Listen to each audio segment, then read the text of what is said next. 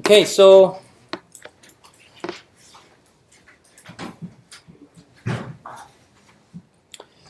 yeah, just to briefly remind you guys.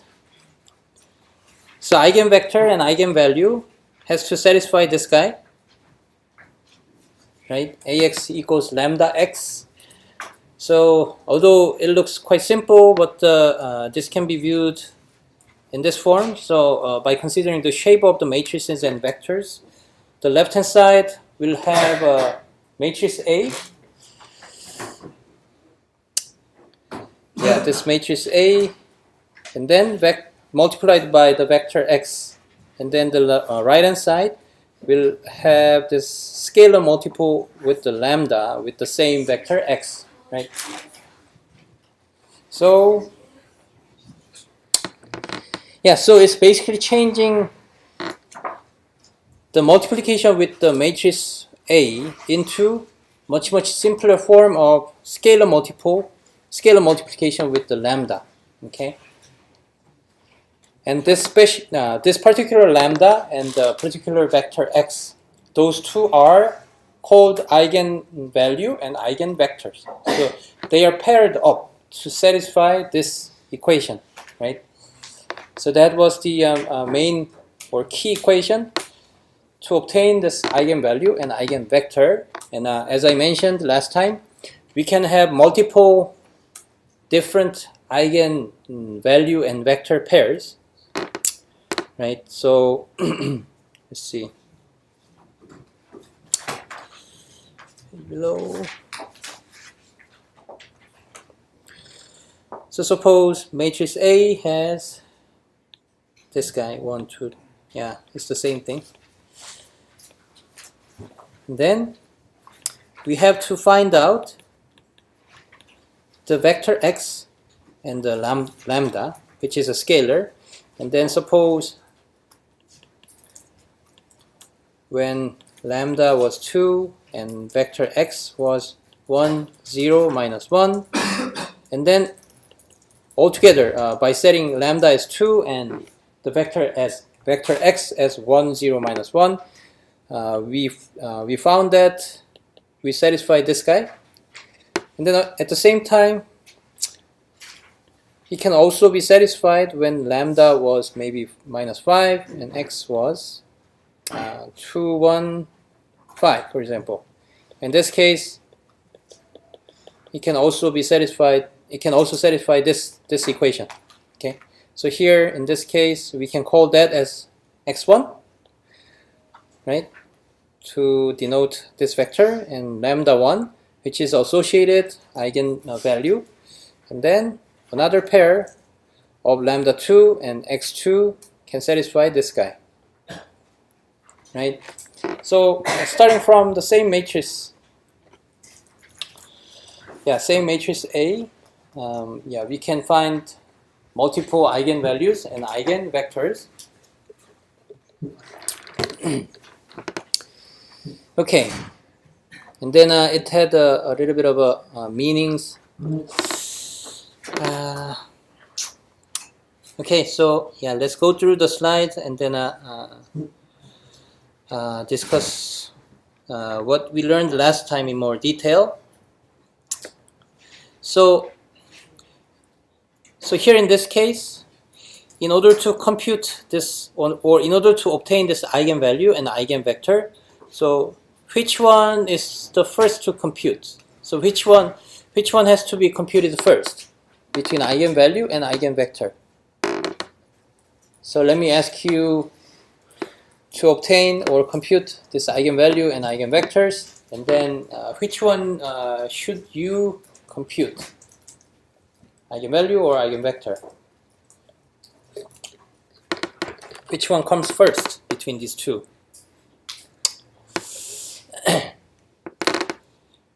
Okay, so that was this guy, eigenvalue first. So you have to first obtain this eigenvalue, okay? And then how we obtain this so here's how we compute this eigenvalue and eigenvector. So it was already explained last time. So we first compute these set of eigenvalues, and for each of these eigenvalues, you can compute this eigenvectors, associated with this eigenvalue. And how we compute it is in the following way. So we change it into this form. Then here's one simple magic or trick that we do like this, right? So here in this case, so we have a matrix A and the vector x minus lambda, which is a scalar, and just an identity matrix, which has all ones, and then the vector x, right? And then that should be 0, but we can just simplify that in this form, right? That should be 0 because that was starting from this, and then we move this guy to the left, right? And so here,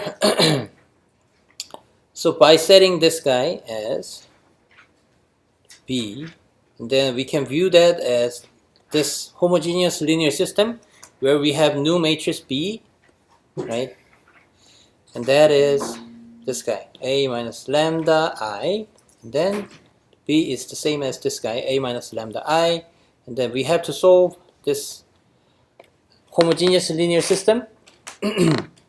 And from this homogeneous linear system, we learned that this homogeneous linear system should have non-trivial solution, because in the case of trivial solution, so if this equation has only the trivial solution, which means x is only, it is only possible to set x as all zeros, okay, all zero vector. So when setting the vector x as just a zero vector, and then this is not very interesting. So this is not interesting to us. So we basically exclude this all zero solution because, so this homogeneous linear system came from this original eigenvalue and vector equation. But in this case, if we set the vector x as all zero, and then it will be just a trivial, it will be just become trivial equation, because a times vector x, which is all zero, and then this one will be 0, and then this part will also be 0. So basically lambda can become any value, right? So these two guys are all 0 vectors, right? So we basically exclude that trivial or not very interesting situations, right? So we only consider non-zero eigenvectors, and that means, non-zero eigenvector means we have to obtain the solution for x as a non-trivial solution. So we have to at least find some non-trivial solution, which means x has some non-zero values somewhere in their vectors, okay? So that was called this non-trivial solution from this homogeneous linear system, okay? And that means the matrix B, the columns of B is linearly what? Independent or dependent? It has to be linearly dependent because we want to obtain the non-trivial solution or non-trivial vector that satisfies this homogeneous linear system, right? And so linearly dependent means, so here in this case, when talking about this eigenvalue and eigenvector, the matrix A should be square matrix that has the same size. So we learned last time about why it should be a square matrix, because A is a rectangular matrix. The vector size of the left hand side and right hand side, the vector length or the dimension will be different, so it can never be satisfied. So A should be square matrix. So we only talk about the square matrix, about this eigenvalue and eigenvector, and then B, which is A minus lambda I, should also be square matrix, of course. So in the case of square matrix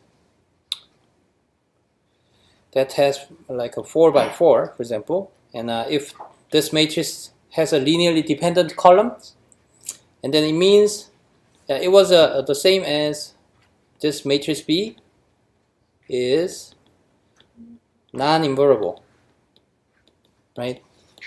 And also these four vectors does not span R4, right? So all these things were the same thing from the IMT, right? Or invertible matrix theorem. Okay, and then also when we learned about the determinant, this non-invertibility. So when is our matrix invertible or when is it not? In that case, so if B is non-invertible, and then the determinant of B should be 0. Okay? So this is our key equation to solve these eigenvalues. Okay? And so in this case, determinant, so since B is a minus lambda I, then we can write this equation in this form. Okay? Okay, so here, back to the slide. This part is B, right? B times X should be 0, and that equation should have this non-trivial solution. Okay, and also all the possible solutions for this X satisfying this equation was called null space of this matrix B or of that matrix A minus lambda I. Okay? And that null space or all the possible vector X satisfying this guy is called this, is basically null space of this matrix B, and also that set, that all the possible set of solutions is basically the subspace, and that subspace is specifically called this eigenspace corresponding to lambda. Okay, and let me ask this one question. So why is this set a subspace?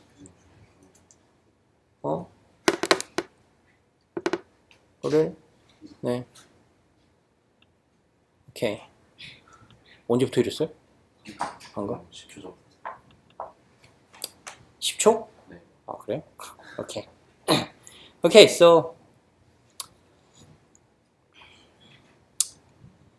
so basically, we think about this, all the possible solutions satisfying this, and that is basically in the null space of this matrix A minus lambda I, and that null space is specifically subspace, which means that null space satisfies some conditions or requirements to become a subspace, and that subspace is called this eigenspace corresponding to lambda.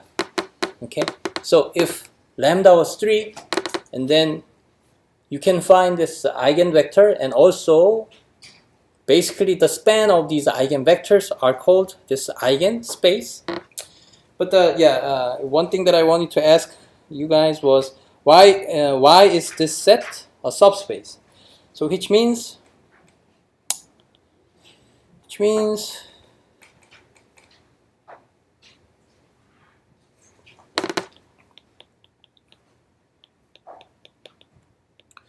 so this guy is the same as this guy, right?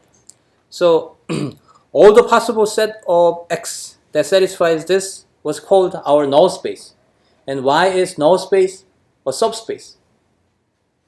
So what was the requirement to become a subspace?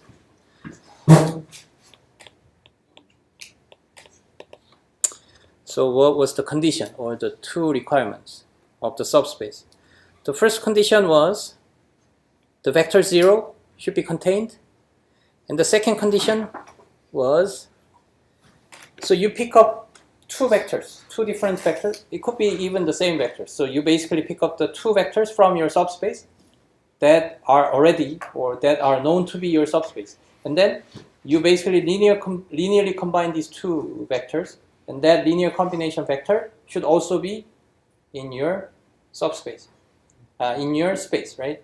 So that was two conditions to satisfy, or that allows us to call this vector set as a subspace, right? And then, and then this problem boils down to prove that any kind of basically the null space of any matrix is a subspace. So in this case, so b times 0 is also 0, and that satisfies this, right? And what about the linear combinations of this? So suppose bx1 is 0, bx2 is 0, right? So that is like a two vector of an x1 and x2 that are already included in the null space, right? So you picked up two vectors that satisfies already this equations, right? And then we think about this linear combinations of these two vectors, right? And then what we have to show is basically that this guy is becoming a zero vector. If we can show that, and then we can call that as a subspace, because any linear combinations of these two vectors will also be will also satisfy this guy, right? And this guy can be so we can just manipulate it in this form, right? And then C1 times vector 0, C2 times vector 0. And so regardless of what these linear combination coefficient of C1 and C2 are, they will always produce a 0 vector. And that's how we can kind of prove this null space is basically of subspace. Okay, and that subspace is specifically called this eigenspace.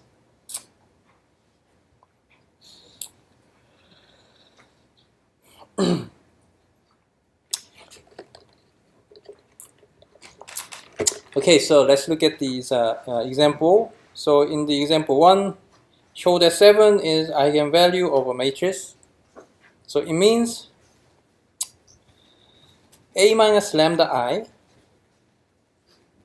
So yeah, in the case of 7 being a eigenvalue, and then it has to satisfy this equation, right? And in this equation, the vector x should x should exist as a non-trivial vector, right? Some non-zero vector x should exist that also satisfies this when lambda is set as 7. Okay, and then it can be changed in this form. Okay, and that means this kind of bx equals 0 should have non-trivial solution.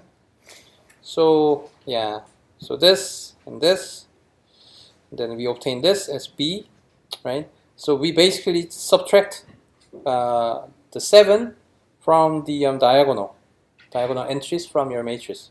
Okay, and then this is a new matrix, which is our b. So that should have linearly dependent column, and in that case we can obtain some non-trivial solution for x, which will be our eigenvector.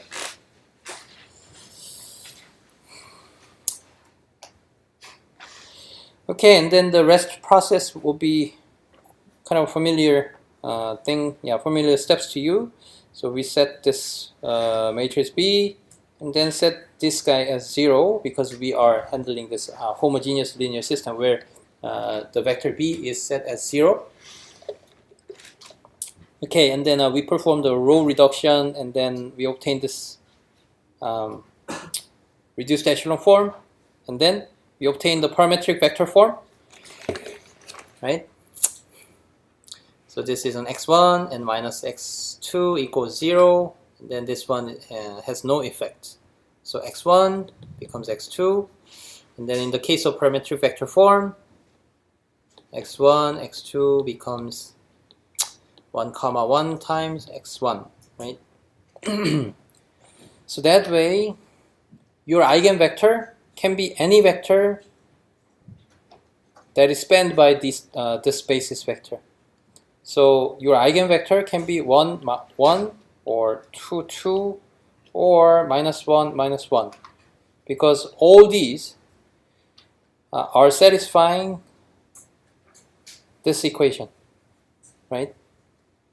So basically in this case, there are infinitely many eigenvectors starting from the eigenvalue of 7, right? So there are infinitely many eigenvectors, but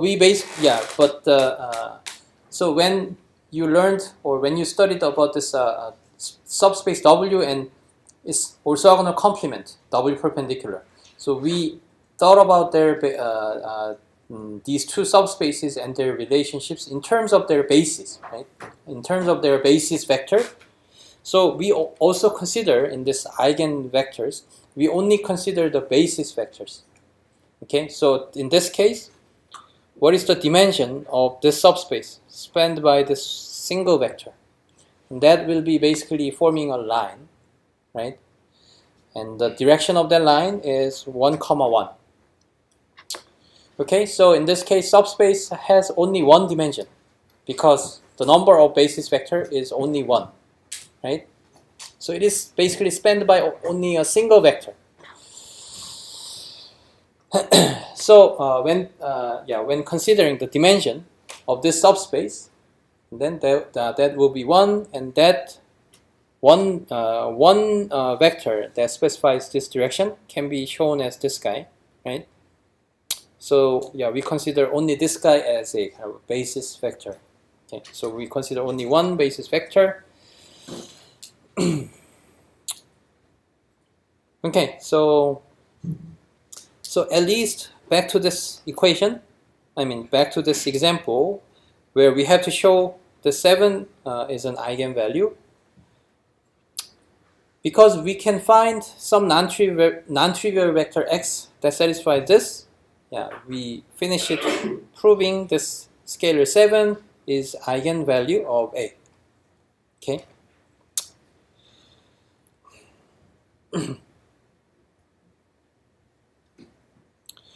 Okay, and then here in this case, the question is to find, so eigenvalue is given, and then here the question is to find the basis for the corresponding eigenspace. So we basically follow the exact same process. We first form this guy, which is B, which is A minus 2I, and then we basically subtract 2 from each of these diagonal values, and then we obtain this matrix, right?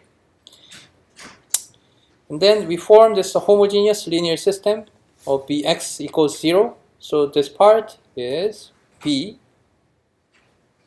and then this part is this part is matrix B, and this part is 0 vector, and then we perform the row reduction, and then we will obtain this, right? And then here we have a pivot only here in this position. So that means, so those 2 columns are our corresponding to our free variables. So we basically have 2 free variables, right? So as we know, we will have 2 basis vectors that spans this null space because we have 2 free variables.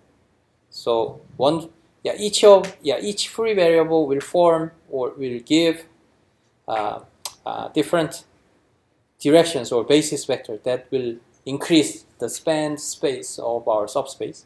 Okay. So from this equation, we obtain this parametric vector form for all the solution, or basically the null space of this matrix B. So from this form of our solution, our null space, or basically the eigenspace corresponding to the eigenvalue 2. Okay, so that eigenspace is spanned by these 2 vectors. Okay, and so the basis of that spanned space. So the basis of the space spanned by these two has these two vectors. Okay.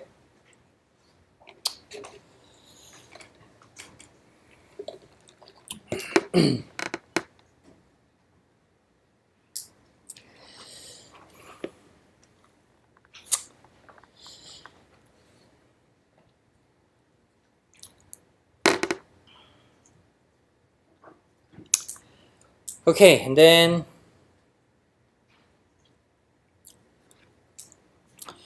let's think about or try to understand these two figures. So in these two figures, what it is telling us is, so in your eigenspace or the null space from this matrix B, okay, so that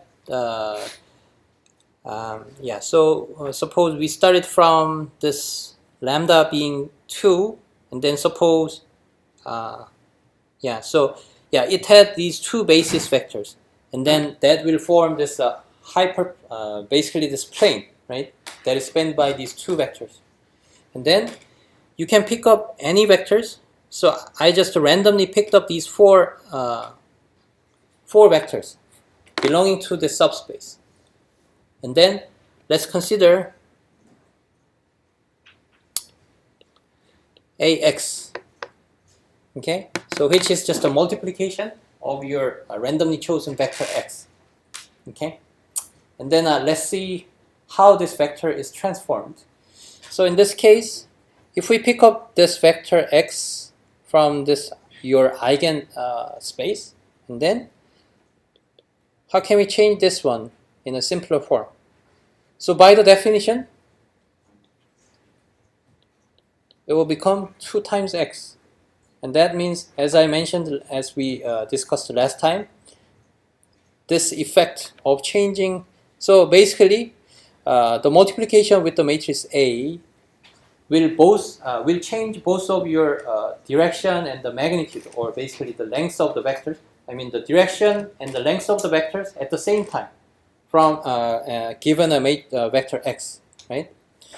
So if your vector X was this guy, and then if you multiply the matrix A with this vector X, and then it can have a different length. So it got shorter, for example, and then we'll have like different direction, of course, right? So multiplication with the matrix A can change both direction and the magnitude or the length. But in the in this special case where your vector X is a eigenvector satisfying this, and then it will only change the length of the vector, but not the direction. So direction will still remain the same. So that is the main key point. The key point from the geometric perspective. So in this case, even after you multiply the matrix A with this vector, and then it will only change the length of the vector as 2 times of the original length, but the direction will still be the same. And it will be the same case for any other vector that you chose from your subspace, when your subspace is an eigenspace, right? So that means if you collect, so you pick up any point. So you basically choose arbitrary point from your eigenspace, and then those vector, after multiplying it with the matrix A, it will only have a different length, but the direction will still be the same. So the fact that the direction is still the same, and then that means even after multiplying the matrix A, the resulting vector will still be included in your eigenspace, the original eigenspace, right? So this plane will not change even after you multiply the matrix A with any point in your subspace. Okay?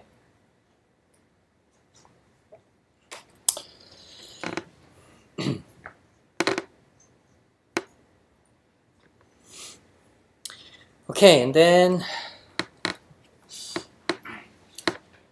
in this example where so in the previous two examples, someone gave, or this example gave you already what the eigenvalue was. So eigenvalue was initially given as 2, right?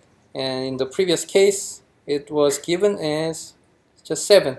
Okay, so we will start learning how to compute or how to obtain these eigenvalues.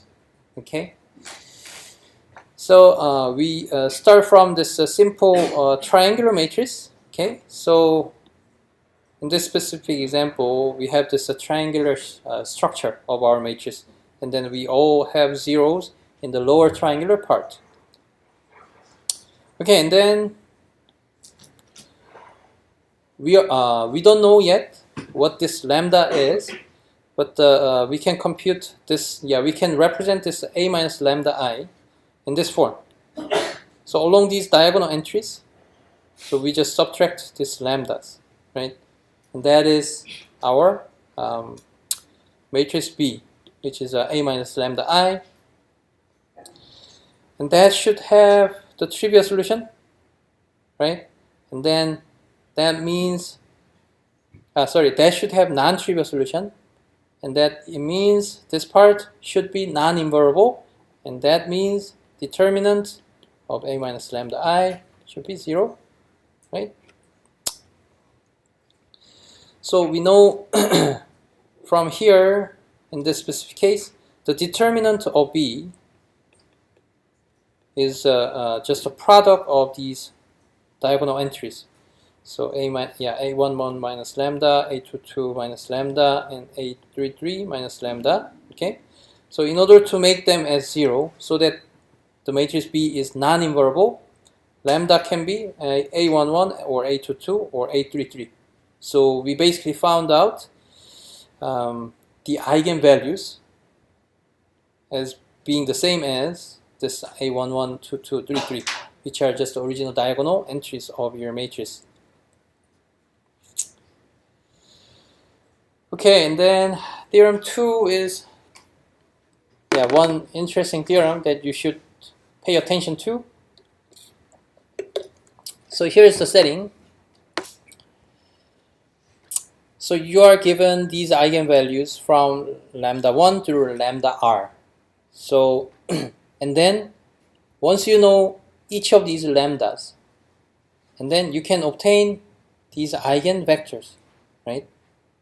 So just like we solved this guy. So when lambda is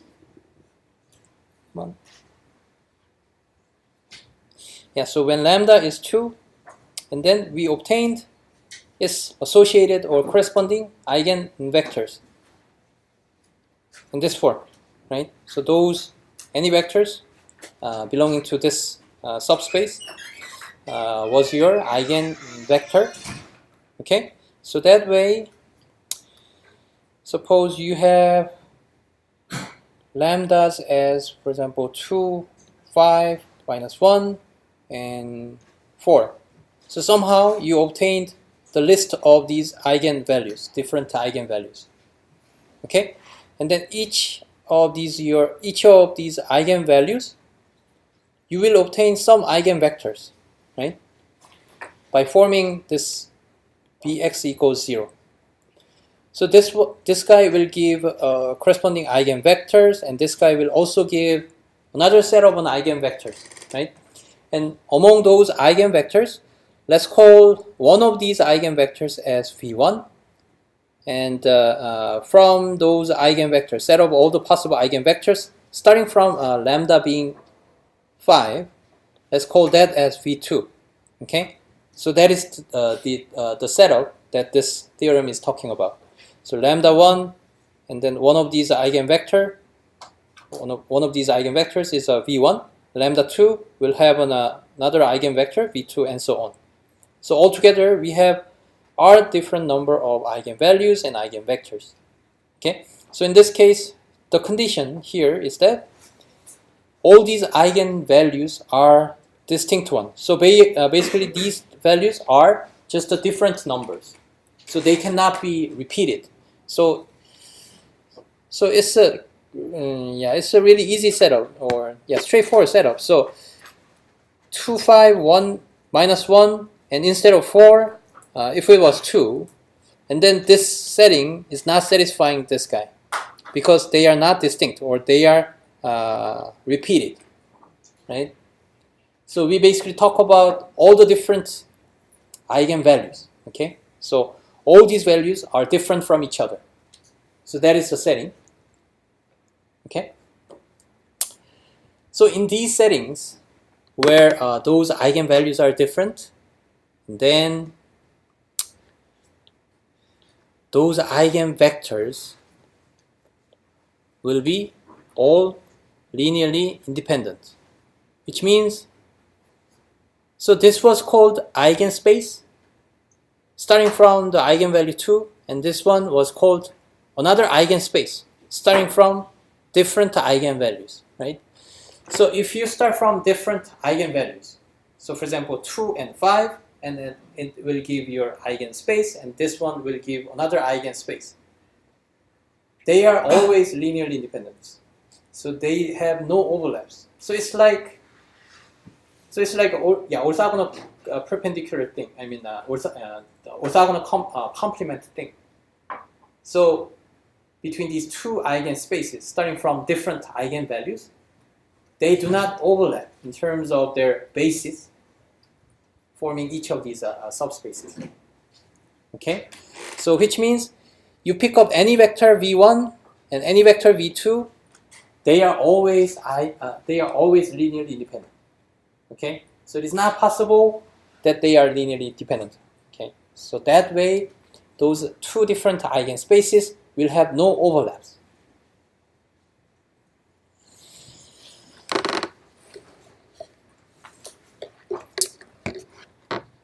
And geometrically,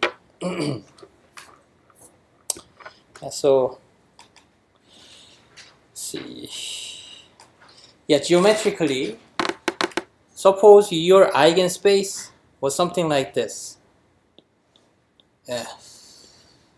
And then they were intersecting along this line. So in this case, would it be possible?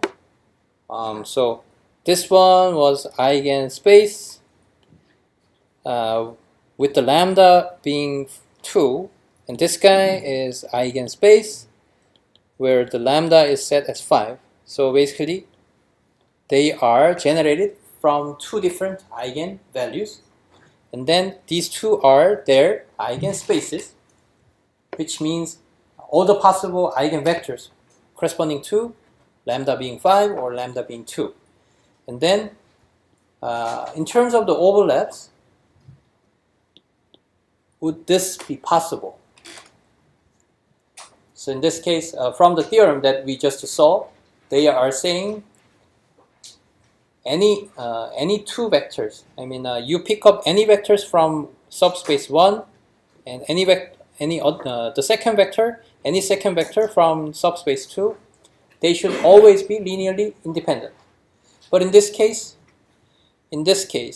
where they are overlapping along this line, okay, so in this case, basically it is not possible. Why? How can you choose the two vectors that are linearly dependent then? So how can you choose two vectors that are linearly dependent from this setup?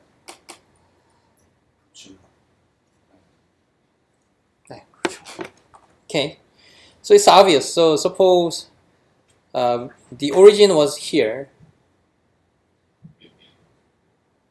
Okay, so in this case, let me ask another question. Is it possible to have an origin other than this intersecting line? Why? Why is it not possible?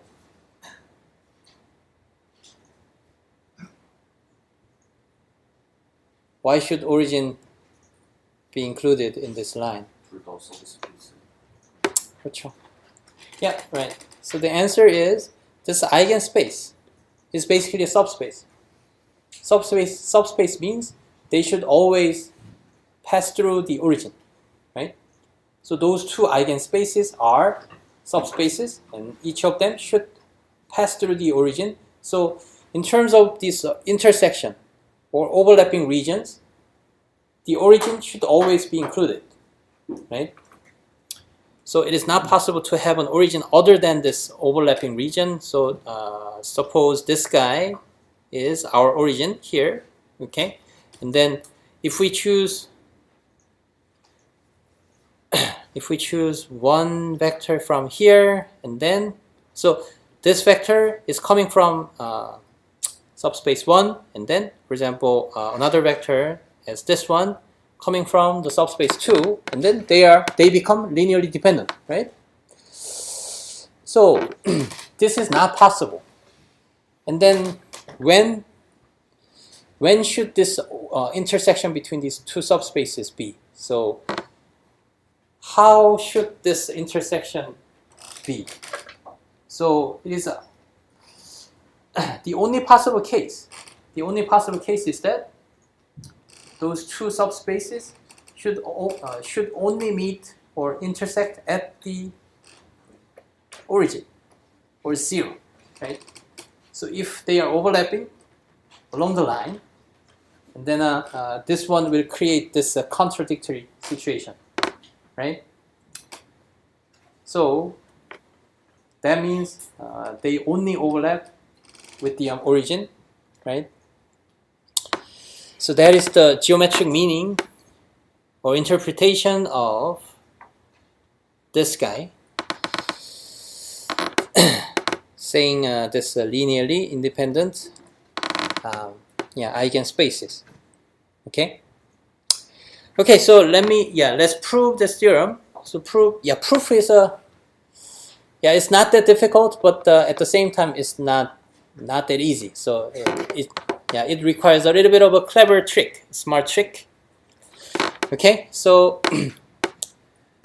so we start from the contradicting assumption that this guy is, what if they are linearly dependent? Okay, so suppose let's assume that these are linearly dependent, and then how can we determine these sets are linearly dependent? So if you remember, maybe 2 months ago, at the lecture from 2 months ago, so how do we determine? So suppose we are given like 100 different vectors. So we have like a vector in maybe 5 dimension, maybe 1,000 dimensional vector. So one vector has 1,000 components or elements, and then we have like 100 dimensional vector. And how do we determine they are linearly dependent or independent? So we have so many vectors, right? So the way of determining whether they are linearly dependent or not is, so we try to represent one vector as a linear combination of the previous vector, right? So we are given 100 vectors, but we try to represent this guy, VP1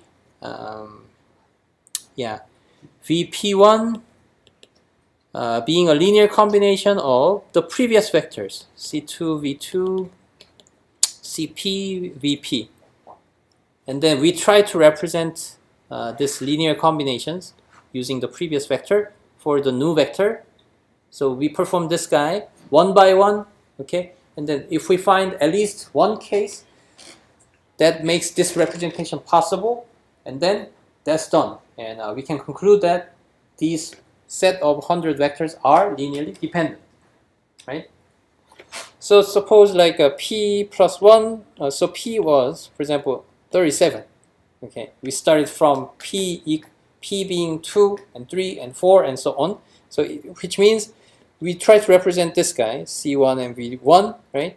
And then we couldn't find this equation because they are linearly independent, right? In this case, it can never be possible, right? And then now we move on, and then we try to represent V3 as C1 V1 and C2 V2. So we cannot find this equation as well, and then we can move on and then V4 equals like this, right? And then finally, when P was 37, which means P38 was represented as C37 times V37. Okay, so finally, when P was 37, we can find this kind of representation, and then that's when to stop, and then we can conclude that altogether this set is linearly dependent, right? So we utilized, so this was a theorem that we learned, okay? And by using that theorem, we starting from this linearly dependent assumption, and then let's call the integer p as something like 37, okay? And in this case, we should be able to represent p plus 1, which is like a 38, as a linear combination of v1 through v37, right? If this set was linearly dependent, and then at some point of p, we should be able to obtain this relationship, right? Okay, so this one is true for some p, if they are linearly dependent. And then, starting from this equation, we multiply the matrix A on the left-hand side of each part, okay? And then we will obtain this guy, okay? And then obtain this guy. And then the beauty of this eigenvector and eigenvalue is that, so we started from the assumption that V1 and V1 through and Vp plus 1, all they are some eigenvectors associated with the different eigenvalues, right? So this guy was coming from lambda 1, and this guy was coming from lambda p, okay? And then each of them were satisfying this guy. A v1 equals lambda 1 v1. And then this guy equals lambda p plus 1 and vp plus 1. So that way we obtain this guy. So we can basically change A into its corresponding eigenvalues, right? Okay, and then we prepare for another equation. And that equation is obtained by multiplying lambda p plus 1 to this equation. So at first we multiplied A, but now we multiply lambda p plus 1.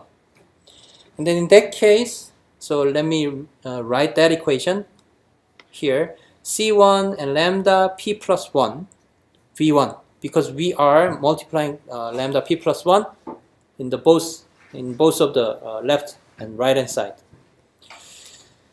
And then Cp lambda p plus 1 V1 equals lambda p plus 1 and Vp plus 1, right? And then we subtract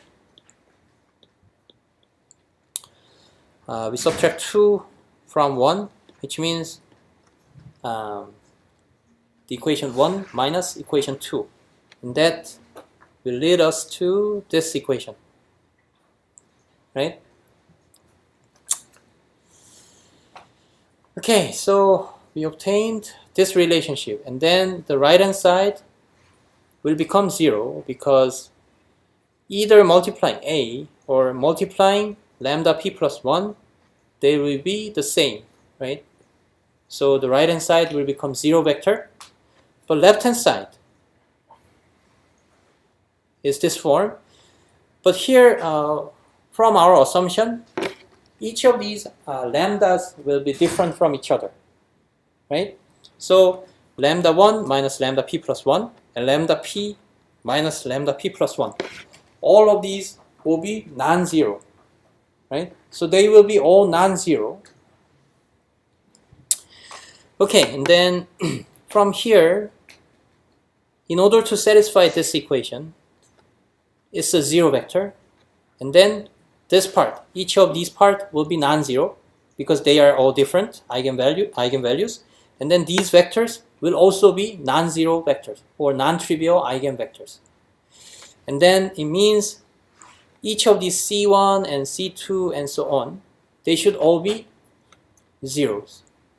Okay? Okay, and then if C1 through Cp, if they are all zero, and back to this original equation, this will lead us to completely zero vector. And then it means our eigenvector corresponding to lambda p plus 1, right? This eigenvector will become just a zero vector. And then this is contradicting with the fact that our eigenvector should be non-trivial vector or non-zero vector, right? So that's how we, that's how we prove this theorem. Okay. Okay.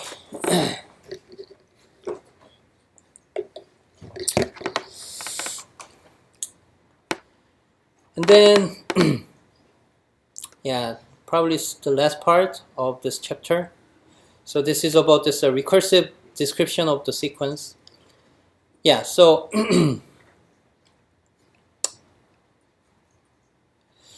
so you have a matrix A, okay, and then you pick up any vector x, okay. So you chose any vector x, and then what you are doing is you keep multiplying A. So it's kind of it's kind of what we discussed last time. So we keep multiplying the matrix A. So it's like a 1, 2, 3, 4, 5, 6, 7, 8, 9. So this is your matrix A, okay? And then suppose you chose a vector as 1, 0, minus 1. So this is a kind of randomly chosen vector that you had, okay? And then you just keep multiplying it. Ax, so this guy, let's call that as x0. And then ax0, we call that vector as x1. And then you just keep multiplying A once again. And that vector is called x2. Okay? So you basically just keep multiplying x, the matrix A.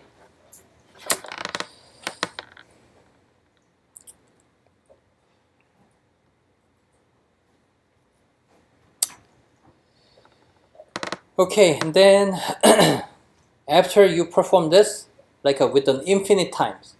So you keep multiplying A with an infinite times, and then the resulting vector will no longer be dependent on your initial vector. So after you do this like 100 times or 1,000 times, and then that vector will converge like 1, 4, 7. Okay? And then even if you choose another vector like 2, 1, 0 as x0, and then after you multiplying with this vector with the A like 100 times or 1,000 times, and then that will also converge to this vector 1, 4, 7. I mean the same vector. Okay? And then that vector will be the eigenvector corresponding to the largest eigenvalue.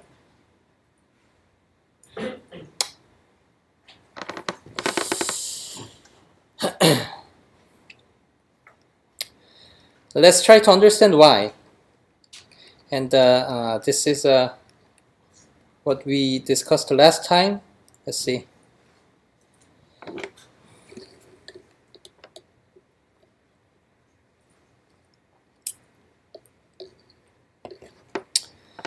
Okay, let's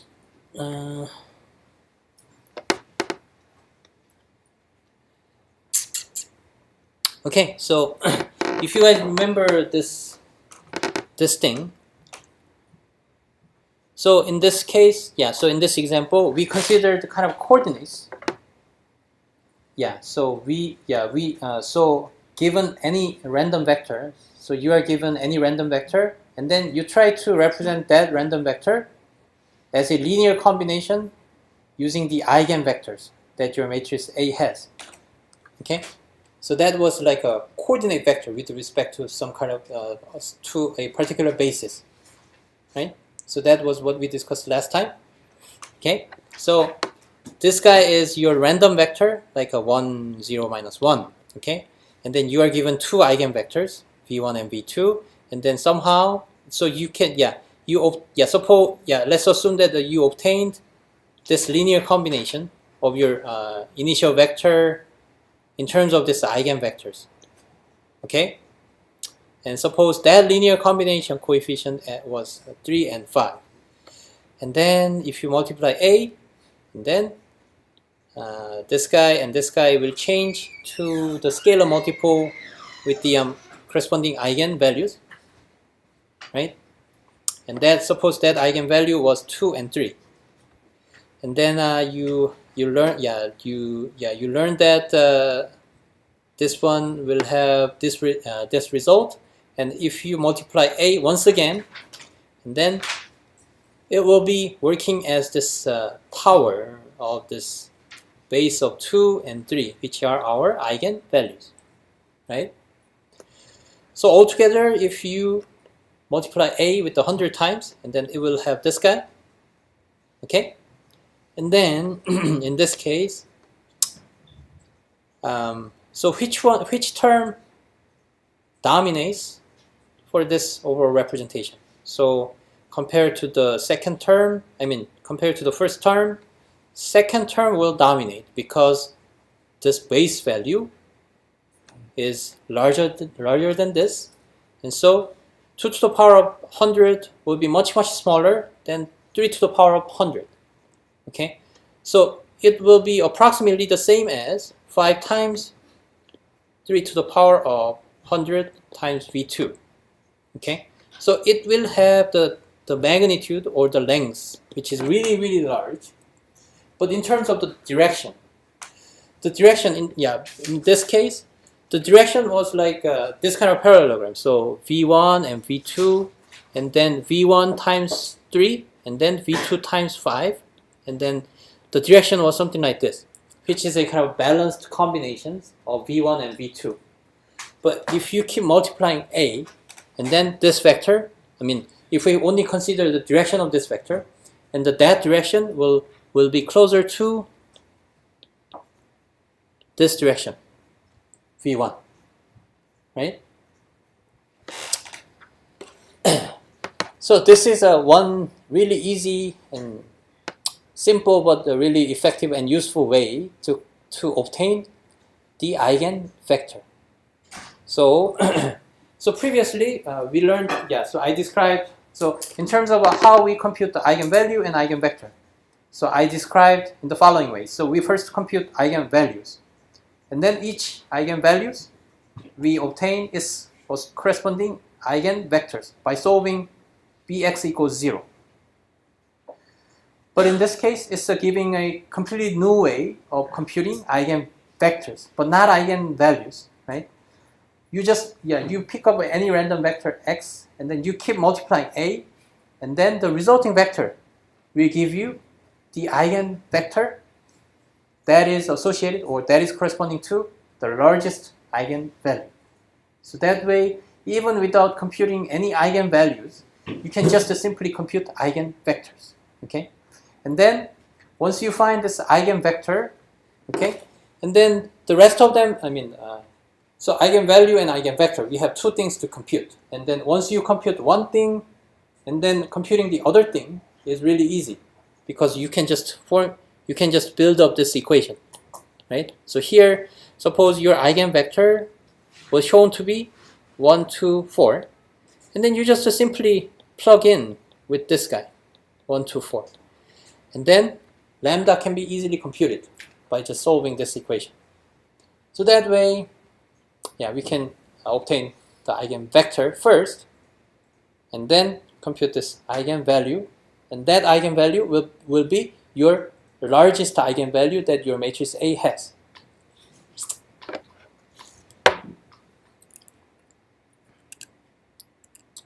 Questions?